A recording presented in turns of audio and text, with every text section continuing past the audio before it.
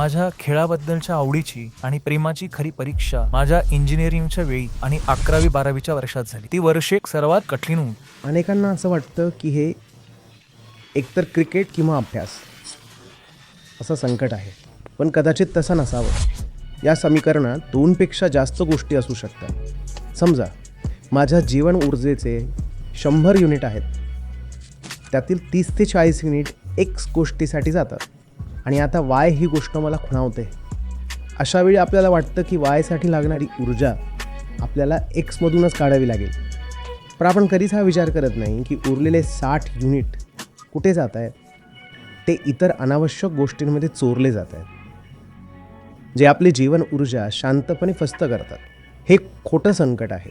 तुम्ही जे म्हणत आहात ते मी अमेरिकेतील माझ्या सध्याच्या आयुष्याशी जोडून पाहतो. तिथे मी ओरॅकलमध्ये पूर्ण वेळ सॉफ्टवेअर इंजिनियर म्हणून काम करतो. आमचे बहुतेक स्थानिक सामने शनिवार रविवारी असतात. माझ्या प्रशिक्षणासाठी मी काही जीवनशैलीचे बदल केले आहेत, जसे की मी माझ्या ऑफिसच्या खूप जवळ राहतो. त्यामुळे जर मी 5 वाजता काम संपवलं तर 5:15 किंवा 5:30 पर्यंत घरी पोहोचतो. त्यानंतर माझ्याकडे व्यायामशाळेत जाण्यासाठी किंवा सरावासाठी संपूर्ण संध्याकाळ असते. व्यायामशाळा ऑफिसमध्येच आहे, त्यामुळे मी तिथेच व्यायाम करतो. त्यामुळे माझं कामही प्रभावित होत नाही आणि मी या छोट्या छोट्या गोष्टींमधून वेळ काढून माझा सराव पूर्ण करतो. यात खरी अडचण ही आहे की मानसशास्त्रीय दृष्ट्या जेव्हा आपण स्वतःचा वेळ वाया घालवत असतो तेव्हा आपण जाणीवपूर्वक त्याकडे दुर्लक्ष करतो.